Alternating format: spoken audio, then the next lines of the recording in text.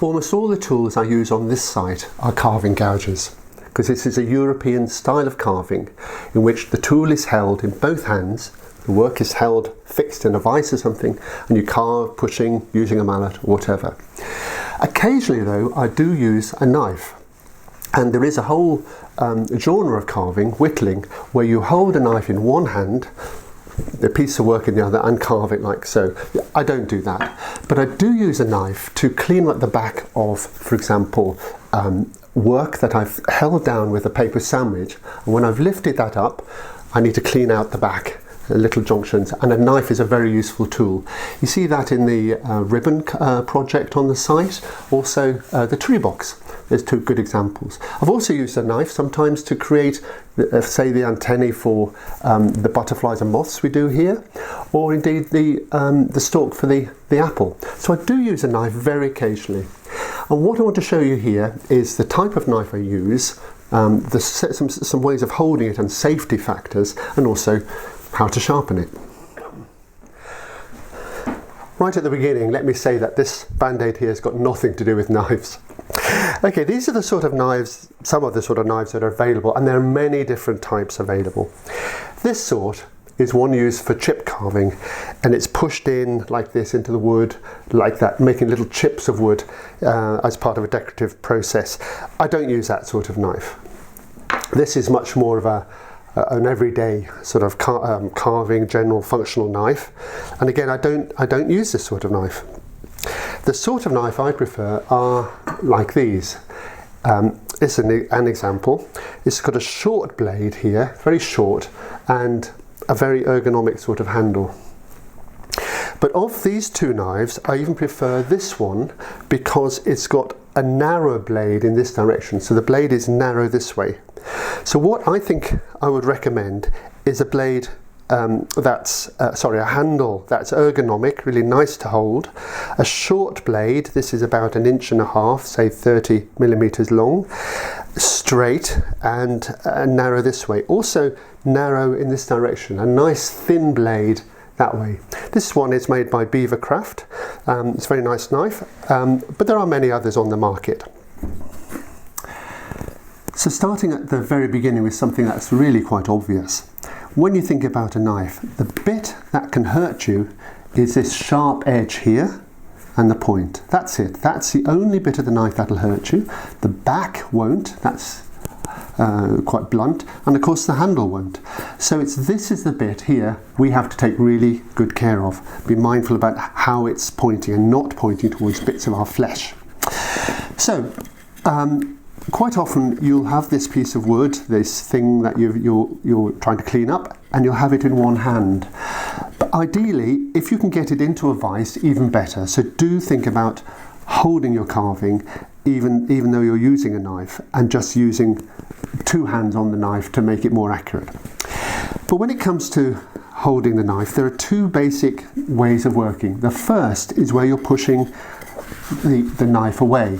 So what's happening is you're using this thumb on the back of the knife, and you're pushing like this. So the thumb is pushing, it pushes like this, and there's the knife. Okay, so you're pushing away, quite safe, nothing in the way, no flesh. This hand is well back. Okay, what you can do sometimes is you can actually pivot it. So what happens is I'm pivoting, keeping this thumb fixed and pivoting it around like this. So that's a sort of pivoting thing. You can make nicks like this and gradually make them bigger into a junction. And you see that in both cases my hands are way back, nothing even remotely in the way. So that's a good way of cleaning up little junctions between leaves and things when you've back cut. And it is the way that you would sharpen a pencil. So there's a very common sort of way of working where you hold the pencil like this and you push it with your thumb like that. So you're sharpening your pencil like that. That's a good way of sharpening. But some people sharpen the pencil like this. They actually do this. So what's happening here is that the knife is now coming towards the thumb, but it's not actually towards the thumb. The thumb, if you notice, went underneath like this. So that's the second second way of working I want to show you. So let me see if I can set this up here for you. So I'm squeezing between my knife and my thumb like this. But what I'm not doing is aiming the knife at my thumb. I'm coming over, so I'm missing my thumb over here. So the direction of that knife is over here.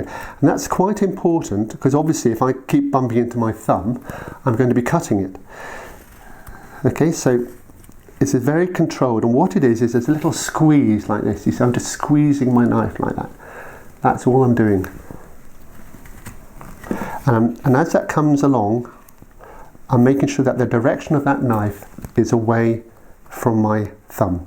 So those are the two main grips, sort of away from you and towards you. In both cases, you should be quite safe, and I've never really cut myself doing it like that. But there's a couple of safety things I need to just mention. Modern chainmail. This is a slash-proof glove, the sort of thing that's regularly available on the market. It is slash-proof. Here's my sharp knife, and look, you can do this, and for some reason I don't quite understand, it doesn't go through. You can't stick your knife like this, but you can do that easily. So it's certainly, if you're using it with your thumb like this or working against it, then this is a good protection. So that's certainly very readily available. The other thing you can find is an old glove and cut the thumb off, and you'll end up with something a bit like this. This is a thumb guard. I think it's sold as a thimble effectively. This one's rather too small for my big fat carver's thumb, but you can see the principle that you'd have some sort of glove thumb that will be there when you're using your knife against your thumb. So that's a good option, easily made from an old glove, I think.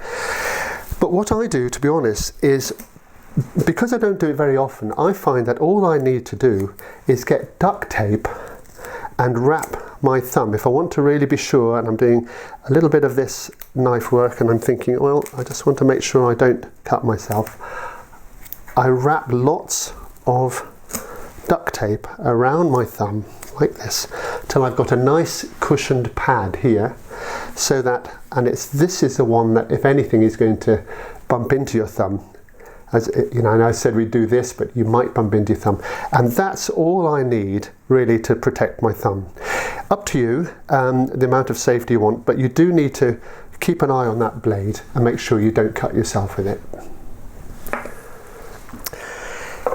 When it comes to sharpening the knife, if you've got a stone in a case like this, you'll find often that the case itself gets in the way because our angle is really low. So what I have to do is take the stone out of the actual case and just have it free like this. Oil. So what you're doing is you're finding the main bevel of the knife here, and you can feel that like that. Then you lift it just slightly, so we're now on the edge, and you can either rotate it like this in little circles, or you can go backwards and forwards like this. The important thing is not to lift this high, okay, not high, because that would be a very blunt angle, but keep that really low like this. So you do one side like that, and see if you can feel a burr coming up, a little edge that you've created. Flip it over, and very carefully find the bevel, lift it up slightly, and roll it like that. Then you might do a last little bit here like this. That's all it takes. You can go backwards and forwards if you want, but actually I find it quite easy to do little moments like that. And then when it comes to stropping, that's fairly straightforward again. Here's your strop, your normal bench strop. Again, you can't have it like this, because again, that's blunting. You've got to keep it low, very low. So put it on flat, lift it up slightly, and pull it back like this. That'll be sitting on the bench normally. So here, up a bit, and then pull it back like this. And then the other way, have it flat, lift it up slightly, very slightly, and push it this way. And I'm using my finger to add some weight to the pressure like that. Then you can wipe your knife and you should be nice and sharp, ready to carve.